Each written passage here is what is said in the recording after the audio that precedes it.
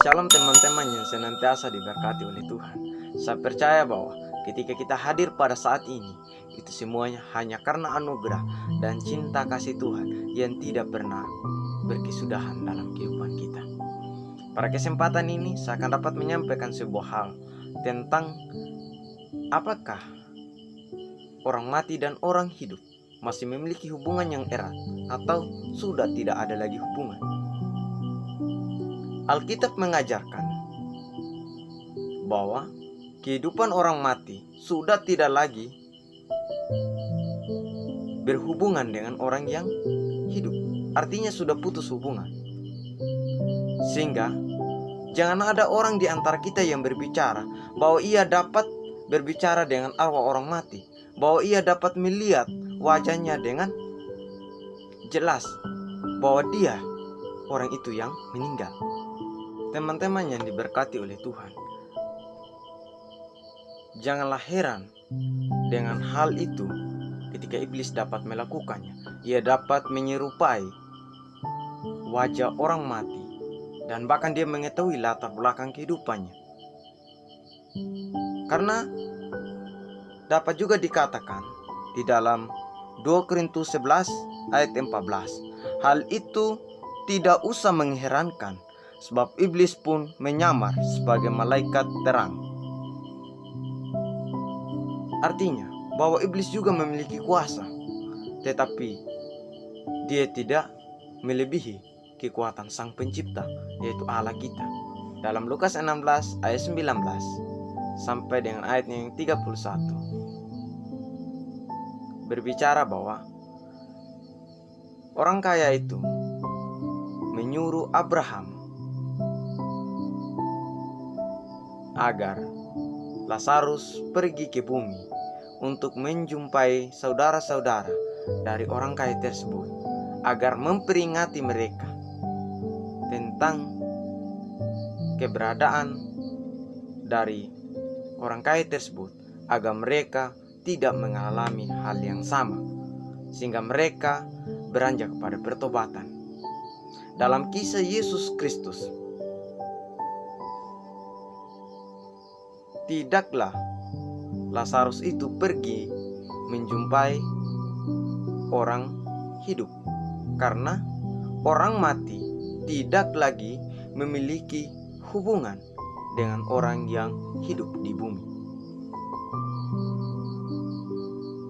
Jelas dikatakan oleh Yesus bahwa orang kaya itu berada di Hades, bukan gentayangan di bumi, dan Lazarus dan Abraham berada di Firdaus.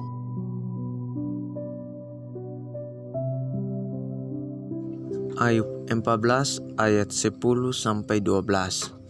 Dengan perikop, setelah mati tidak ada harapan lagi. Tetapi bila manusia mati, maka tidak berdayalah ia. Bila orang binasa, di manakah ia? Seperti air menguap dari dalam tasik, dan sungai surut dan menjadi kering. Demikianlah juga manusia berbaring dan tidak bangkit lagi.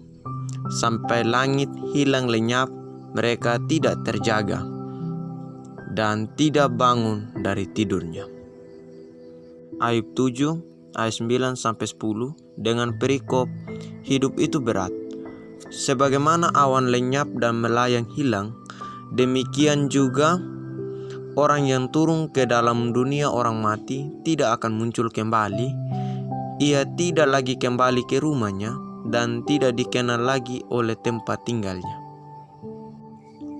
Pengkhotbah 9 ayat 5 sampai 6 dengan perikop, nasib semua orang sama. Karena orang-orang yang hidup tahu bahwa mereka akan mati, tetapi orang-orang yang mati tak tahu apa-apa. Tak ada upah lagi bagi mereka, bahkan kenangan kepada mereka sudah lenyap. Baik kasih mereka maupun kebencian dan kecemburuan mereka sudah lama hilang. Dan untuk selama-lamanya tak ada lagi bagian mereka dalam segala sesuatu yang terjadi di bawah matahari. Ibrani 4 ayat 10. Dengan perikop hari perhentian yang disediakan Allah.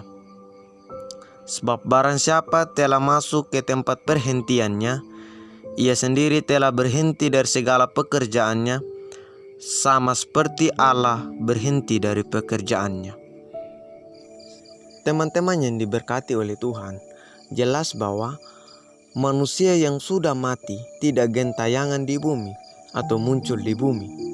Maka dari itu, kita sebagai orang-orang yang percaya dan mengakui pengajaran Alkitab, jangan mengikuti pola pikir seperti orang-orang yang tersesat itu. Kita harus paham bahwa kekristenan tidak dapat disinkretisasikan dengan kepercayaan cerita-cerita mistis duniawi. Teman yang diberkati oleh Tuhan, segala cerita tentang hubungan manusia dengan roh-roh orang mati jelas bahwa itu adalah iblis yang sedang mendustai manusia. Alkitab sudah memberi kita peringatan bahwa iblis adalah pendusta dan bapa segala pendusta, seperti yang dikatakan dalam Yohanes 8 ayat 44.